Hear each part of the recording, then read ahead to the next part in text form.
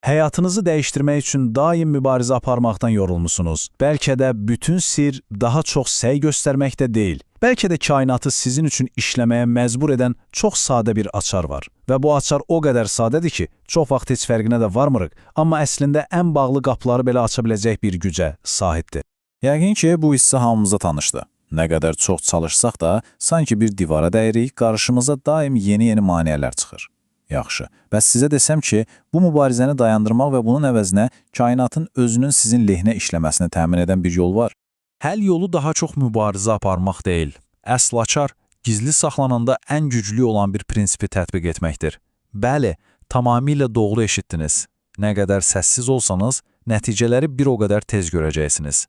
Gəlin, bu sirrin pərdəsini birlikdə aralayaq. Birinci hissə, səssizliyin gücü.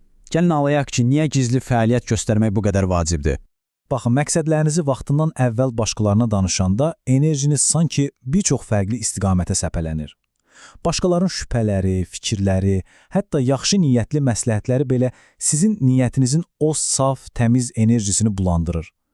Amma səssiz qalanda, o zaman bütün enerjiniz bir lazer şüası kimi bir nöqtəyə fokuslanır və bu, arzularınıza doğru manəsiz bir yol açan inanılmaz dərəcədə güclü bir vibrasiya sahəsi yaradır. Və bunun arxasında dayanan elm də çox maraqlıdır. Məlum olur ki, beynimiz bir hərəkət haqqında danışmaqla onu həqiqətən etmək arasındakı fərqi o qədər də yaxşı ayırt etmir.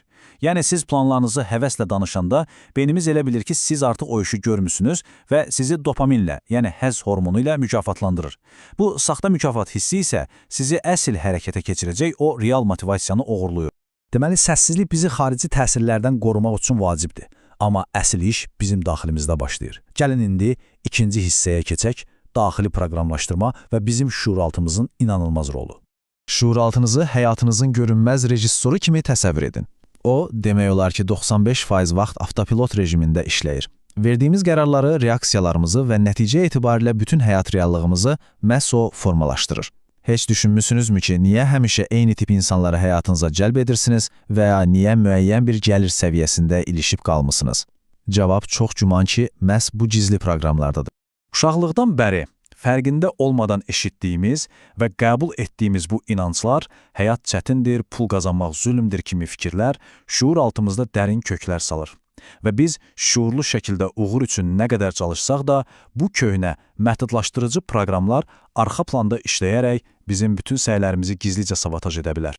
Amma yaxşı xəbər budur ki, bu proqramları yenidən yaza bilərik. Proses isə 3 sadə addımdan ibarətdir. Birincisi, dinləyin.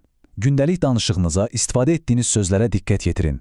İkincisi, əvəz edin. Mənfi ifadələri şuurlu şəkildə müsbət təsdiqlərlə dəyişdirin. Məsələn, bu heç vaxt alınmayacaq yerinə deyin ki, fürsətlər mənə asanlıqla və zəhmətsiz gəlir. Və üçüncü, bəlkə də ən vacib addım, hiss edin. Unutmayın, şuuraltı məntiqin dilini deyil, emosiyaların dilini başa düşür. O, arzuladığınız yeni reallığın hissini elə indi bütün varlığınızla yaşamalısınız.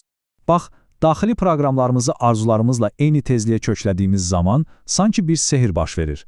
Biz axın adlanan bir vəziyyətə daxil oluruq. İndi isə üçüncü hissə, axın paradoksu və sinxronluğu möcüzəsi. Heç olubmu ki, çoxdan görmədiyiniz bir dostunuz haqqında düşünən kimi o sizə zəng etsin və ya bir problemin həllini dəlicəsinə axtararkən cavab sanki göydən düşərək qarşınıza çıxsın? Məşhur psixoloq Carl Jung'un sinxronluq adlandırdığı bu mənalı təsadüflər əslində sizin daxili dünyanızın kainatla mükəmməl bir ahəngdə olduğunun bir işarəsidir. Bax, bu axın vəziyyətidir. Həyat artıq bir mübarizə deyil, bir rəqsə çevrilir. Siz qapıları zorlamağı dayandırırsınız və onların sizin üçün öz-özünə açılmasına icazə verirsiniz. Doğru insanlar, doğru fürsətlər və doğru həllər sanki sehirli bir şəkildə həyatınıza daxil olur. Yaxşı, əgər bu axın vəziyyəti bu qədər möhtəşəmdirsə, bəs bizə ora çatmağa nə mane olur? Cavab bircə kəlmədə gizlidir, müqavimət. Dördüncü hissə, müqavimətdən azad olmaq və axına təslim olmaq. Bu bəlkə də manifestasiyanın ən böyük paradoksudur.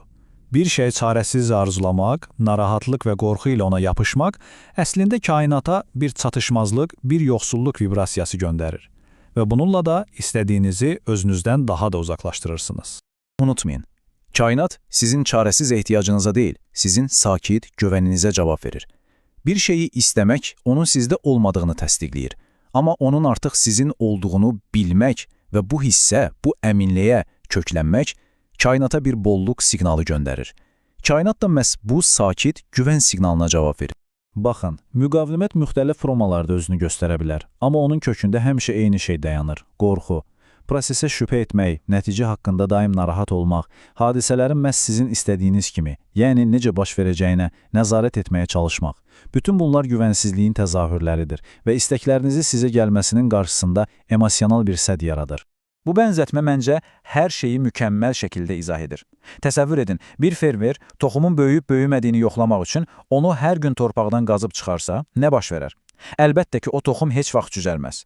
Bizim səbirsizliyimiz və hər şeyə nəzarət etmək istəyimiz də eyni ilə bu şəkildə təbii axınını, təbii prosesi dayandır. Beləliklə, bütün əsas parçalarını gördük: səssizliyin gücü, daxili proqramlaşdırma və müqaviməti buraxmağın vacibliyi. Gəlin indi 5-ci hissədə bütün bunları bir yerə yığaq və sizin üçün konkret bir fəaliyyət planı yaradaq. Budur sizin 4 addımlıq fəaliyyət planınız.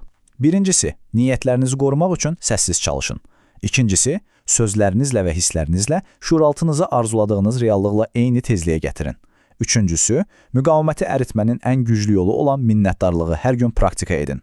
Və son olaraq, bəlkə də ən çətini, amma ən vacibi, nəzarəti buraxın və prosesə tam güvənin. Sir artıq sizin əlinizdədir. Amma bu sadəcə bir bilgi deyil. Bu, hərəkətə keçmək üçün bir dəvətdir. Onu müdrikliklə istifadə edin və kainatın bir vaxtlar sizin üçün qeyri-mümkün görünən yolları necə açdığını sadəcə seyr edin. Və bu izahatı son düşündürücü bir sualla bitirmək istəyirəm. Əgər qapıları zorlamağı, həyatla mübarizə aparmağı dayandırsanız, sizin üçün hansı qapılar öz-özünə açılardı?